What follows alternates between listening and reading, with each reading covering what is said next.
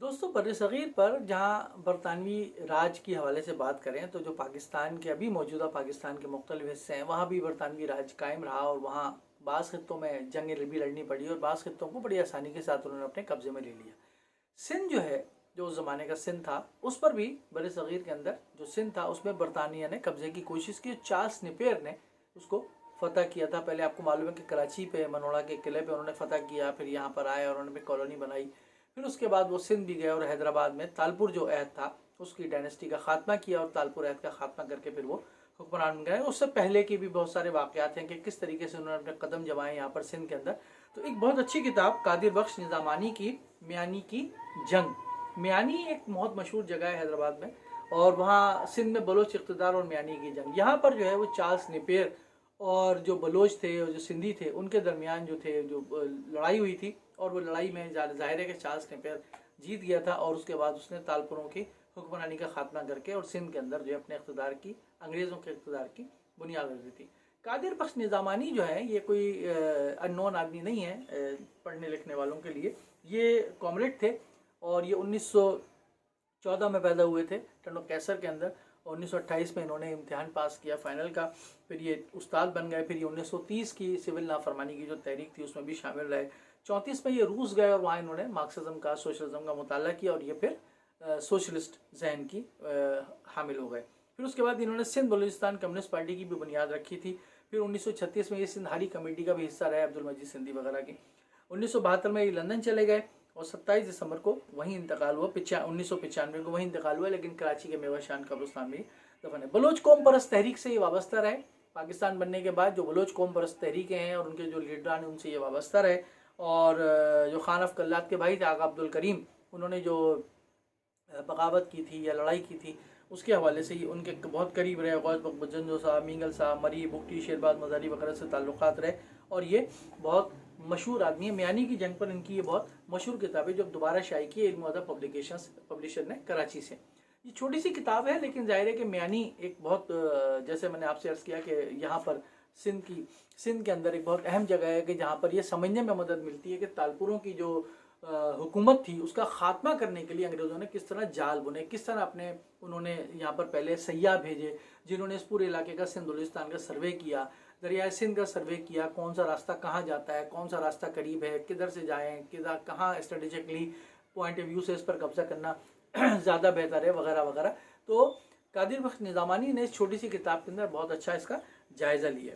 फिर इन्होंने अंग्रेज़ों से पहला ताल्लुक़ कैसे बना मीरों का, इसका इन्होंने जायज़ा लिया। अंग्रेज़ों के इरादे क्या थे उसका इन्होंने जायज़ा लिया है।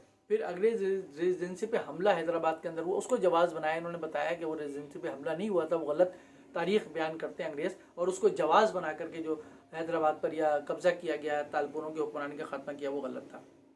इन्होंने जो उस ज़माने के अंग्रेज़ जो अफसरान थे, फ़ौजी अफसरान थे, सयाह थे, उनके रोज़नामचों का सहारा लिया, उनकी किताबों का भी सहारा लिया, उसके हवाले दिए इन्होंने, जिसके तहत इन्होंने उस मियानी की जंग के बयान की। फिर हालत जंग में इन्होंने बयान किया कि मीरों की कोई बाकायदा फ़ौज नहीं थी जो कि लड़ने के लिए आ गई थी अंग्रेज़ों से, बल्कि जो वो बहादुर बलोच थे, बहादुर सिंधी थे, जो कि अपनी सरज़मीन को गैरों के इक़्तिदार से बचाना चाहते थे, अंग्रेज़ों के इक़्तिदार से बचाना चाहते थे, वो इकट्ठा हो गए थे। लेकिन वो डिसऑर्गेनाइज थे, वो ऑर्गेनाइज नहीं थे, बाकायदा कोई वो फ़ौज नहीं थी, वो अपने तौर पर इकट्ठा हो गए थे। और मीरों ने बल्कि मना किया था उनको, जो तालपुर्स थे, तो तालपुरों ने उनको मना किया था कि अंग्रेज़ों से मत लड़ो, हम इनसे बातचीत करेंगे और बातचीत के नतीजे में शायद मसाइल हल हो जाए और ये यहाँ से चले जाएँ।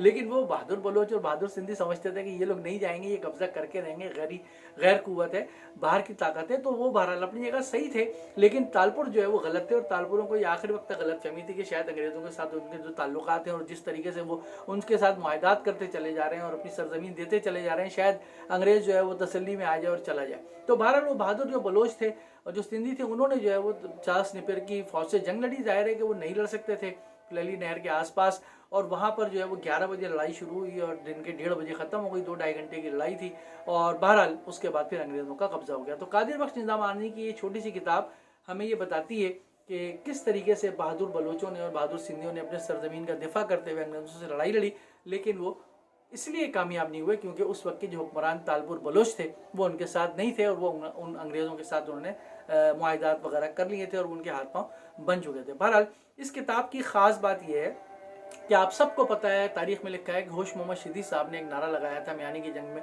مرویسوں سندھ نہ ڈیسوں، کہ مر جائیں گے مگر سندھ نہیں دیں گے۔ تو انہوں نے یہ بات لکھی ہے کہ ہوش محمد شیدی جو تھے یہ میانی کی جنگ میں ہلاک نہیں ہوئے تھے، بلکہ یہ اس کے بعد دوابے کی جو جنگ تھی جو حیدرآباد پہ قبضے وغیرہ کی تھی اس میں وہ ہلاک ہوئے تھے، اور وہ اس میں انہوں نے حصہ ضرور لیا تھا، تلوار وغیرہ بھی ان کی مل گئی تھی، لیکن وہ بہرحال جہاں بلوچ اور سندھی چلے گئے تھے چھوڑ کے، ظاہر ہے کہ وہ انگریز فوج کے مقابلے میں، تو یہ بھی چلے گئے تھے۔ بلکہ یہ نعرہ جو ہے وہ ایک سردار تھے انہوں نے لگایا تھا، انہوں نے اس کے اندر یہ بات لکھی ہے کہ ہوش محمد شیدی نے نہیں بلکہ ٹنڈو جام محمد کے میر جان محمد خانانی تالپور نے یہ نعرہ لگایا تھا۔ یہ انہوں نے پہلی مرتبہ میں نے اس بات میں پڑھی ہے۔ یہ ظاہر ہے کہ جو ہمارے سندھی دوست ہیں، مورخین ہیں، جو بلوچ مورخین دوست ہیں، اس پہ سے پردہ اٹھا سکتے ہیں کہ بات صحیح ہے یا غلط ہے، اور میں منتظر رہوں گا کہ کوئی مجھے اس کے بارے میں بتائے کہ ہوش محمد شیدی صاحب نے یہ نعرہ نہیں لگایا تھا بلکہ ایک تالپور بلوچ سردار نے لگایا تھا۔ بہرحال کتاب اچھی ہے، چھوٹی سی کتاب ہے، علم و ادب پبلیکیشن سے شائع کی اردو بازار سے، اس کو کراچی سے، اس کو ضرور حاصل کریں اور پڑھیں، آپ کو بہت ساری معلومات حاصل ہوں گی۔